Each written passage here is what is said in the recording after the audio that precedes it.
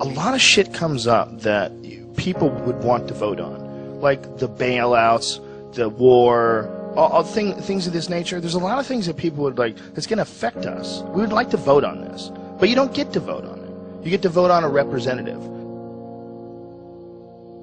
These people are going to represent you once they get into office. And think about some of the laws that are in place that protect corporations. Think about some of the laws that are in place that fuck people over every day. They wouldn't be there if people were voting for them. We all have this desire to have someone lead us. We all have this feeling where we need someone who's smarter and wiser, who represents us. You know, and when you're really fucking dumb, the problem is really dumb people, they get a say in everything too. And they're subject to a lot of tricks. They're subject to nationalism. They're subject to these kind of ridiculous rah, rah, rah America speeches that don't say jack shit. They say nothing. It's all just this cheerleading fucking event. And they're subject to it. They can't help it. They're dumb. They don't know they're being bullshitted. They grew up around dumb people. They go to work with dumb people. There's no one in their family that's interesting or asks any questions at all, and they just get sucked right into it, man. This society is so greedy, we're willing to go to war. We're willing to go places and send these big metal machines that kill people and fuck people up just so we can make more money. And the way our society is set up, I mean, I've heard it argued, and argued successfully, that our society runs on war. You know, it runs on the domination of the other parts of the world. And literally, that's the only way you can control a gigantic chunk of the globe. You have to keep everybody down, you know, and that's what our society is based on. We can't be fighting over each other because, you know, this guy's like 1 million people die in Iraq, and everybody goes, hey, as long as it doesn't happen over here. But it is, that is over here. It's just over here, over there. It's the same thing. It's the people you don't know that were born somewhere else who fucking got jacked. You get trapped in that whole idea of, you know, this is my team, these are my people, and, you know, someone fucking plays a country music song and throws up a flag, and I'm in. Fuck it. It feels good. Feels good to be in, right? Feels good to be, God bless America. Feels good. Singing around with a bunch of other people and you're all drinking. We're the fucking baddest motherfuckers on the planet. Woo! And that's how people get recruited. It's a clusterfuck, man. These poor fucking kids, man. Could you imagine being 18, 19, being talked into doing this shit for a bunch of bloodthirsty motherfuckers who just are trying to get whatever they're trying to get over there, whatever the fuck it is, whether it's lithium, you know, minerals in the mountains that they use to make cell phone, whether it's 90% plus of the world's opium supply, 90 fucking percent. That is a multi-billion-dollar business. And if you think these fucking industrialist cocksuckers that are running the world are going to leave that money behind, you're fucking crazy. Dude, they've got United States Army troops guarding Poppy Field. There's fucking so much heroin there.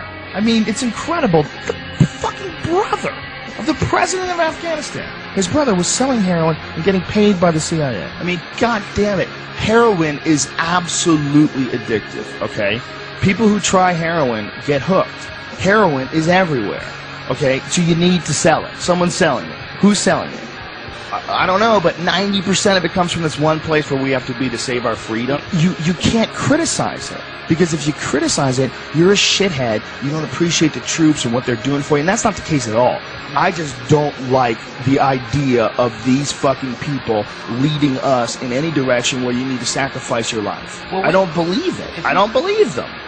When there's been so many fucking lies. I mean, the more you look it up, the more, I mean, you go into any of the stories on the weapons of mass destruction before we invaded and compare them to what we actually know that they really knew when they said that. It's like they did it on purpose. They wanted to get in there for whatever fucking reason. And if it's some crazy, the world is going to end if we don't stop this, but we can't tell you shit, like, I would love to believe you. I would love to believe that the reason why you're not telling us exactly what the fuck is going on is because you're really protecting us from some insanely evil thing that if we knew about it, society would collapse. But our strong, brave, powerful leaders are going to guide us without our knowledge. I would love to believe you. If you weren't all full of shit. We're going to have have to step back and look at it all in a different way. And I don't think you're going to get that from just voting for president and dealing with all this nonsense that we have right now with the two-party system. It's just, we're spinning our wheels. We're not getting any traction. This is all nonsense. It's the same nonsense with Obama that we dealt with Bush. Special interest groups controlling what people say and do and what direction the country goes in and save us from the bad guys. Just shut the fuck up, man. It's the same nonsense. Operation Northwoods was something that was plotted out during the 1960s, signed by the Joint Chiefs of Staff, where they were going to fake terrorist attacks on American civilians and blame it on the Cubans so we could go to war with Cuba. It involved a bunch of shit, like blowing up a jetliner. They were going to have a drone jetliner and blow it up and say that people died on it, and this was going to get everybody fired up about going to war with Cuba. They were even going to attack Guantanamo Bay. They were going to arm Cuban friendlies to attack Guantanamo Bay so that we would have to go to war with Cuba. This is like our own government. They plotted this out. This is like real shit. I remember when I saw JFK, the Oliver Stone movie, and that was like part of the premise that JFK, that Oliver Stone was pushing in this film, is that they killed JFK because they wanted to stay in Vietnam because they were making a lot of money in Vietnam. And I remember at the time seeing that movie going, that is absolutely ridiculous. Who the fuck believes that? Are they going to start wars and keep wars going just so that they can make money, even though it's not a real war, it's not a just war? Nobody wants to go to war. That's stupid hippie bullshit.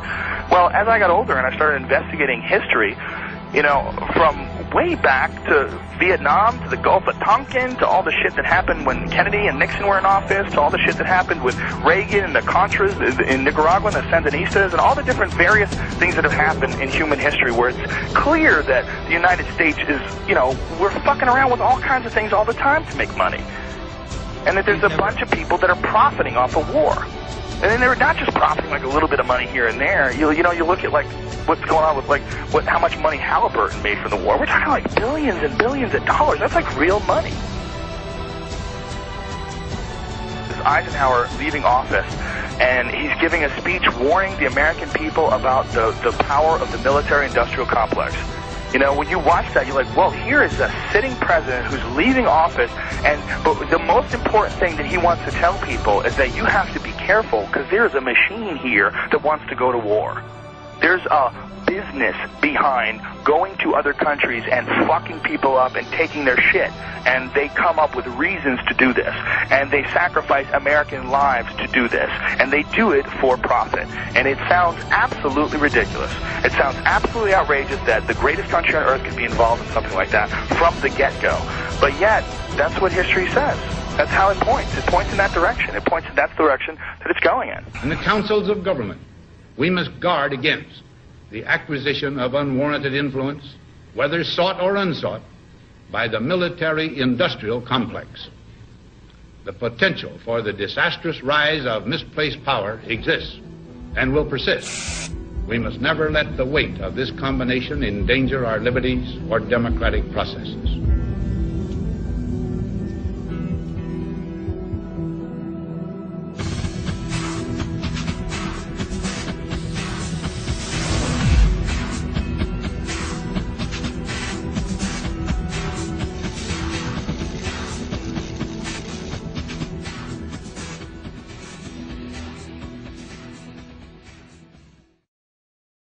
Tower 7 disturbs me the most. That Tower 7 just went whoosh, just like a controlled demolition.